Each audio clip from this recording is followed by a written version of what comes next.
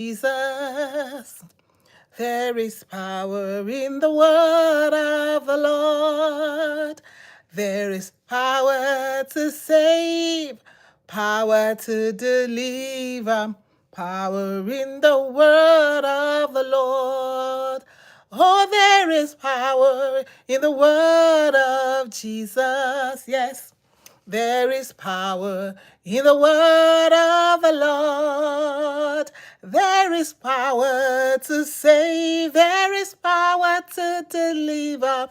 There is power in the word of the Lord. Oh, come on, sing with me. There is power in the word of Jesus. There is power in the word of the Lord. Oh, there is power to save. There is power to deliver. There is power in the word of the Lord. How are you all today? How is your year going? Woo! We are in the month of March. We are starting the quarter of the year. We are entering it. We are already in it. Today is March 3rd. We are in March already, guys. Just before you know it, 2026 will be like, bye. But before it goes by, let us encourage us again in 2026. Today's topic, make 2026 the year of solutions, the year where you will get solutions to the problems that you have. There's nothing you gain or I will gain or we will gain from complaining. Nothing we will gain from murmuring. Nothing we will gain from finding faults. I was listening to Pastor Bridget, the husband. I was riding in a car with them, and he was saying something that is very, very important in marriage. He said he got this from a woman that was, I think, 100 and something years old. That how she survived, how to survive in your marriage is you never find fault. Does that mean that your spouse will not do something wrong? No. Sometimes people forget that. Sometimes we forget that spouse you're looking at is a human being. Sometimes you want to believe you married angel, but that spouse is your wife, that husband is not an angel, he's a human being. And so he said, this is what the 100 and something year old woman said. Instead of pointing your finger at your spouse, own the problem. You can say, oh, we have a problem here. So maybe something went wrong. Okay, it is we, because two shall be one. Oh my goodness. I was like, that is so true, because two shall be one. It is no longer the husband, is no longer the wife, it's now two becoming one, which is, this is the wonderful. I see you, Andrew. Welcome. Hi, Johnny. I see you at Johnny. Bye. I see you're welcome. So it's no longer one person, it's two people. Oh, my day is going good at Andrew. I hope your day is going good too. So it's no longer one person that has a problem. So because the problem with marriages is that people begin to look at the husband, begin to look at the wife begin to look at the husband, or the parents look at the children look at the parents, and so everybody is pointing fingers at somebody, But you can hone it. It's a family problem. It's that, and that's actually what it is. But today, let's say, when you own the problem, but don't sit on it. You see, the problem that we have is sometimes we sit on it, but I see the scripture. The scripture tells us, forgetting the things that are past. If you want to move on in life, you have to forget the things that are past. Hey, Abdullahi, how are you? You have to forget the things that are past. Whether it's in business, you see, people who have businesses to understand this. They forget the successes of 2025 because they want to make more. They want to push forward. You want to gravitate, you want to move forward, you want to get more in 2025, 2026, 2027 going forward. You do not dwell. You do not dwell in your 2023. Oh, my business did not pick up in 2023. That's okay. It's okay. Businesses, this life is mountain and hills and valleys. There's no life that is mountain. Sometimes we get this idea that, oh, I should be on a mountain. No. After you go to the mountain, you got to come down. Moses went to the mountain 40 days, but one day he has to come down. He has to come down. You have to come down to reality. So, sometimes that happens. that you have things that you're worried about. You have problems, you have issues, you have challenges, but do not dwell on it. So make 2026 the year of solutions. Let it not be the year of complaining. You complain about your house, you complain about your car, you complain about your wife, you complain about your husband, you complain about your children, you complain about your job, complain about your business, complain about your sister, complain about your brother, complain about your boss, complain about your co-worker, you complain about the food, you complain about the country, you complain about the president that you don't even know, you complain about the everything, you just live your life, complain, complain, complain, complain, complain, complain, complain. No, make 2026 the year of solutions. So, for example, instead of complaining about your car, think in your head 2026, what can I do about this car? This car is always dropping me on the road. It's always breaking down. So stop complaining, because no matter how much you complain about a thing, are you going to get a solution? Complaining will never bring a solution. No, you do not focus on the problem. You acknowledge the problem. So you acknowledge my car. Oh my God, this car is giving me a problem. Next thing, change the car. Next thing, solution. How am I going to change the car? Oh my goodness, I don't really have money. So what can I do to change the car? Oh, maybe I need to pick up an extra gig. Maybe I need to get some side job. Maybe I need to start cooking food to sell. Maybe I need to start making pastries. Maybe I need to start doing this. Maybe I need to start doing that and save the money. Or maybe I actually need to start cutting my expenses. Maybe I need to start 2025. Are we going back? No, we are moving forward in Jesus' name. Maybe you decide in 2026. Hey, I see you at Mia Thomas. I see you. Welcome. So you decide in 2026. You know what? I'm not going to buy anything. I'm not going to buy no clothes, no shoes, no bags. I'm not going to buy anything because I want to change my car. That is solution. So make 2026 your year where you begin to, hey, I see, yeah, complaining victim mood. Okay, I hear you, my sister. Yes, my sister here says complaining victim mood. So get out of that mode, or that mode of complaining, because my complaining and your complaining is never going to solve the issue. So you're having a problem with your husband, or with your wife, or with your children. Think, how can I solve this problem? I'm a problem with my job. Oh, my job is not paying me well. You can complain from now to Jericho, from now to December, from now to 2030. It's not going to change it. So how can I, instead of complaining about that job that is not paying me well, what can I do? Do I need to get another skill? Do I need to get my resume and dust my resume up and put it on the job site and begin to look for another job? Maybe add a skill to what I already have, get a certification, do something else. Maybe I need to completely change. I was telling somebody, I said, right now the job market is kind of looking, where are you going? But you don't need to be stuck. So you did a degree in, let's assume you had a degree in business management, right? And you're like, it's so slow. Who said you have to be stuck in that degree that you have? Especially if you are in the abroad, where you can actually re-engineer yourself. You know what? I'm gonna change my course. I'm gonna go back to school. I was telling a group of people about one of our doctors. I just found out reading her profile online. Actually, I was reading her profile online that she was an engineer. She actually did civil engineering. So I don't know at what point, but at the point she just decided she's switching to medicine. So how would somebody that did civil engineering switch to medicine? And then she did not just switch to general medicine, but she switched and did a specialty. You see, somebody was using her head. So even if now she has that civil engineer, she wants to use it, okay. If she doesn't want to use it, she's a doctor.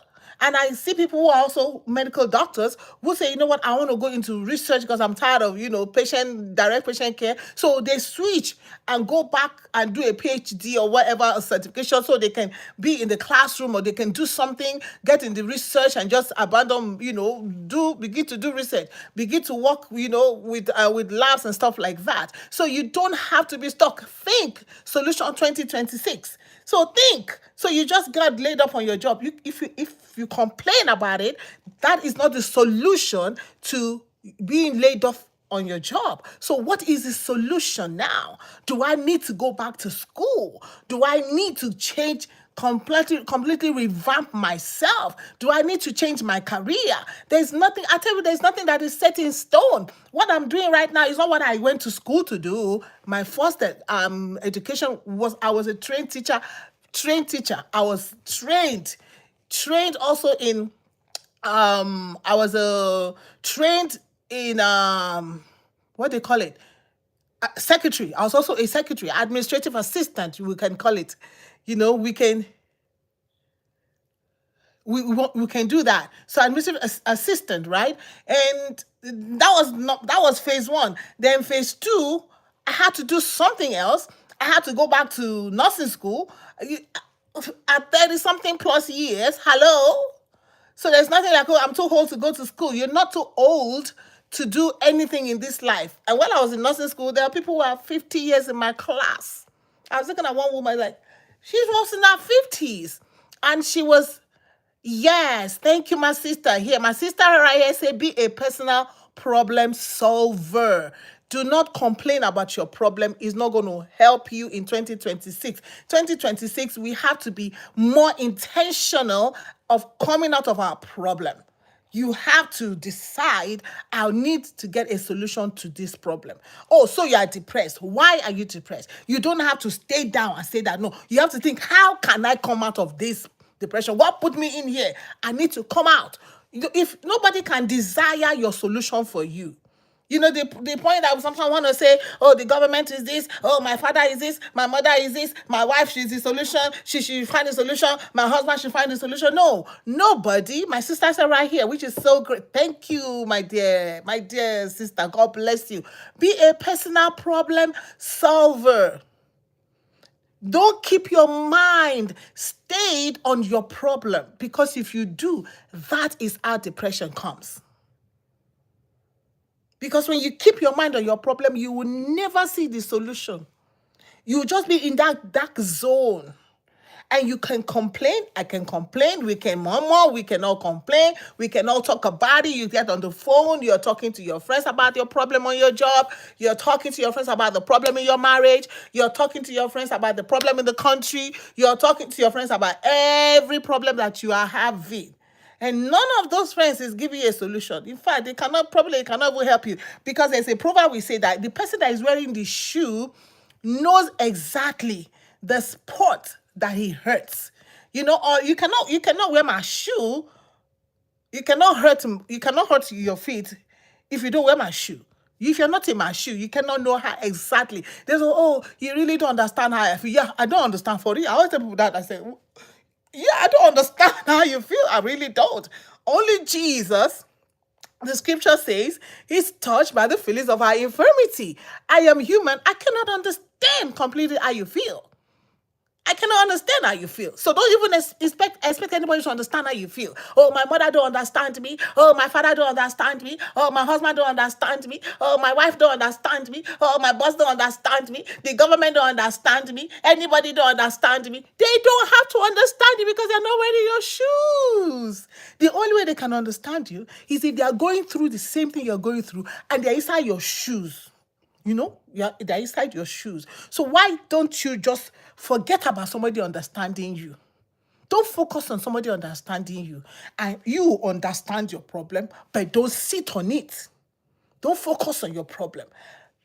2026, what can I do to get out of this mess? This mess, you may not even have put yourself in it. And some of the messes, you know, sometimes you're the one that put yourself in the mess. Because after you get your pay and you just hit the mall, and you go and do your hair, you go and buy the bag, the Gucci, the whatever, the Prada, you buy the bags there. You forgot that you're going to pay your bill. You forgot you're going to pay your rent. So when your money is out, you put yourself in debt, right? So we understand that. So how do I get out of debt? How do I get out of debt? So you have to think about that solution. There's no need you sitting down. Oh, I'm in debt. Oh, I'm in so much debt. I'm in debt. Oh, I'm indebted to Bank of America. I'm indebted to Capital One. I'm indebted to Wells Fargo. Oh, I'm indebted to my landlord. I'm indebted to this. It's not the solution to the debt. The solution to the debt is that, how do I get out of this debt that I put myself? Well, see that Prada bag? It's time to do yard sale. I was telling my friend that. I was like, things are not working out right now for you, right? It is time for you to revamp yourself. Open your garage. She looked at me like, I said, yes, you're going to open your garage. Saturday is yard sale day. Put those things on yard sale. Even if it's $100 you get on that particular day, take that $100, put it somewhere. It will pay your phone bill, to pay something. There's no need you stocking all those things in your house. You're not wearing them, you're not using them, and you're in debt. It doesn't make sense. So the solution is time to do yard sale. Time to do yard sale. Yard sale. Facebook Marketplace. I am a lover of Facebook Marketplace.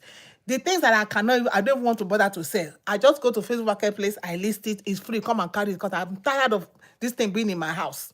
I do that. And if I want to sell it, I also go to Facebook Marketplace, I list it, meet me at Kroger, meet me at the police, whatever, come and buy it, pay for it, cheap, let it go, out of your head. And that money can go to buy gas. All right? Solution to getting out of debt. Solution to get out of whatever problems. They always think, what can I do? What can be done? This problem that I'm having, what can I do about it? Don't sit on the problem. What are you thinking? I'm thinking about my life. You know, women, we like, this is our posture. Every time I see women, this is our posture. I don't think I even see a man ever sit like that. But most of the time, you see a woman. Women, this is our posture. I beg, this life is too short. 2026. Have a change your mindset.